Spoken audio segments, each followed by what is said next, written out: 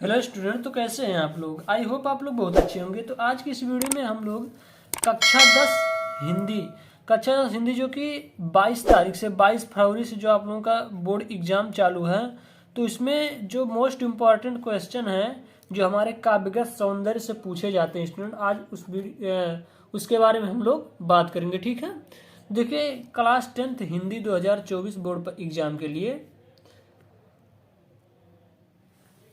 आज हम लोग कुछ क्वेश्चन के बारे में बात करेंगे।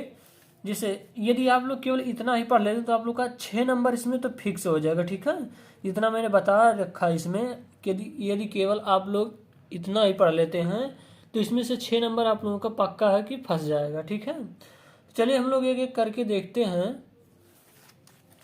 सबसे पहले इसमें हमारा है करुण रस। ठीक है, करुण रस का जैसे बोर्ड परीक्षा में आता है हमारा 2 नंबर में कि करुण रस का परिभाषा सहित उदाहरण लिखिए। ठीक है, तो करुण रस का देखिए हम लोग करुण रस में देखेंगे कि करुण रस का अस्थाई भाव शोक होता है। ठीक है, यानी करुण रस का अस्थाई भाव जो है वो क्या है, शोक है। ठीक है, करुण रस का अस्थाई भाव शोक है।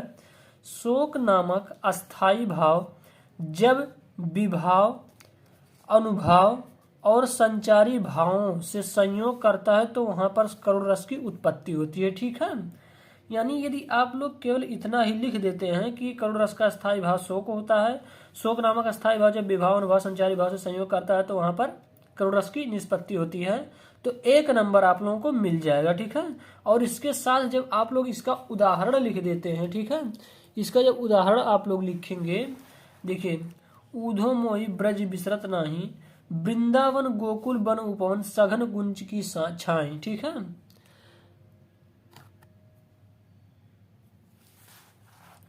ऊधो मोहि ब्रज बिसरत नाही, वृंदावन गोकुल बन उपवन, सघन कुंज की छाई।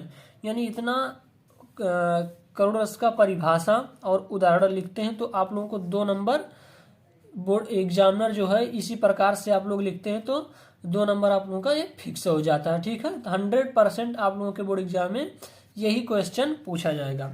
अगले क्वेश्चन की तरफ हम लोग देखेंगे कि जो हमारा अगला काव्यगत सौंदर्य से क्वेश्चन बनता है वो कौन सा है।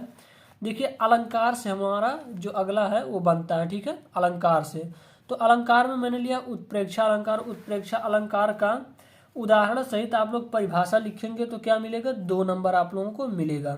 तो उत्प्रेक्षा अलंकार किसे कहते हैं कि जहां उपमेय में उपमान की संभावना प्रकट की जाती है वहां पर क्या होता है, उत्प्रेक्षा अलंकार होता है। देखिए 2 लाइन का ठीक से भी नहीं है तो ये आप लोग तैयार कर लेते हैं तो आप लोगों का 1 नंबर मिल जाता है, और साथ में उदाहरण यानी एग्जाम्पल आप लोग तैयार कर लेते हैं तो आप लोगों को 1 नंबर मिल जाए, टोटल 2 नंबर आप लोगों को इससे मिल जाएगा। जैसे उदाहरण क्या है, सोहत ओढ़े पीत पट, श्याम सलोनी गात, मनो नीलमण शैल पर आता प्राय प्रभात। देखिए इसमें मनो यानी उत्प्रेक्षा अलंकार की पहचान जो होती है वो होती है जनु जानो, जनु जानो, मनहु मानो। ठीक है, मनहु मानो।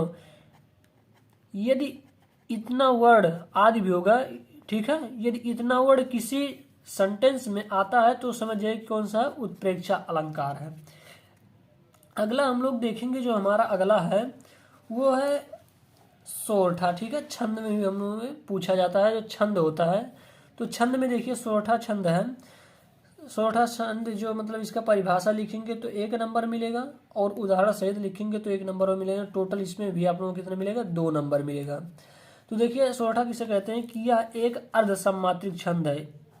एक टॉपिक क्लियर किया, यह एक अर्ध सम्मात्रिक छंद है, इसमें 4 चरण होते हैं। ठीक है, सेम इसी पैटर्न पे आप लोगों को लिखा है या लिखना है। ठीक है, यह एक अर्ध सम्मात्रिक छंद है, इसके 4 चरण होते हैं, इसके प्रथम और तृतीय चरण में 11-11 मात्राएं। इस पे आप लोग फोकस करिएगा कि प्रथम और तृतीय में 11-11 मात्राएं तथा द्वितीय और चतुर्थ चरण में 13-13 मात्राएं होती हैं, और ये जो होता है दोहा का अपोजिट होता है। ठीक है, यानी दोहे में प्रथम और तृतीय में 13-13 तथा द्वितीय और चतुर्थ में 11-11 मात्राएं होती है। ठीक है, लेकिन सोरठा उसका क्या होता है, उल्टा होता है और अर्ध सम्मात्रिक छंद होता है। देखिए जितना मैं ये बता रहा हूँ ये आप लोग की जो OMR सीट में बहुविकल्पी में आता है उसमें भी ये क्वेश्चन बन सकता है। जैसे करुण रस का अस्थायी भाव पूछ सकता है तो शोक होता है। ठीक है, उसके बाद कोई सेंटेंस दे दिया और सेंटेंस में पूछा कौन सा अलंकार है तो आप लोग भी यदि जाने रहेंगे तो बता सकते हैं। अच्छा, सोरठा का हम लोग उदाहरण देखेंगे तो सोरठा का उदाहरण है जो सुमिरत सिद्ध होए। देखिए, जो सुमिरत सिद्ध होए गणनायक करिवर वदन करहु अनुग्रह सोय बुद्धिराज शुभ गुण सदन। यदि आप लोग सोरठा का परिभाषा उदाहरण लिखते हैं तो टोटल कितना मिलता है? 2 नंबर मिलता है। यानी 2 नंबर हम लोगों ने छंद से कंफर्म किया, 2 नंबर हम लोगों ने अलंकार से और 2 नंबर हम लोगों ने रस से। यानी टोटल मिलाकर कितने नंबर हम लोगों ने यहाँ पे कवर कर लिया है? टोटल हम लोगों के यहाँ 6 नंबर कवर हो गया। कितना? 6 नंबर।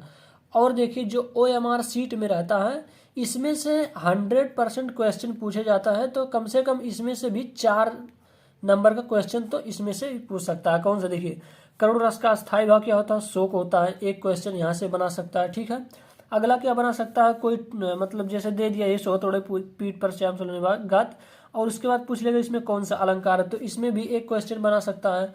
सोरठा में पूछ लेगा कि कौन कौन चरण में कितने कितने मात्राएं होती है, इससे भी क्वेश्चन बन सकता है। ठीक है, और अदर करके क्वेश्चन पूछ लेगा। यानी 4 से, यानी यदि इतना आप लोग क्लियर, आप लोगों का ये टॉपिक क्लियर रहता है तो इससे कम आप लोगों का 10 नंबर तो इससे फिक्स हो जाएगा। ठीक है, यदि आप लोग इतना पढ़ लेते हो तो आप लोगों का हिंदी में तो 10 नंबर फिक्स हो जाएगा। तो इतना आप लोग तैयार कर लीजिए, 100% है। ठीक है, 100% की इसी में से आप लोगों का फंस जाएगा, जो कि आप लोगों का काव्य का सौंदर्य रहता है और फिर बहुविकल्पी भी रहता है, उसमें से 4 से 6 नंबर तक फंस जाएगा। तो चलिए स्टूडेंट, मिलेंगे नेक्स्ट वीडियो में नए टॉपिक के साथ। तब तक के लिए धन्यवाद।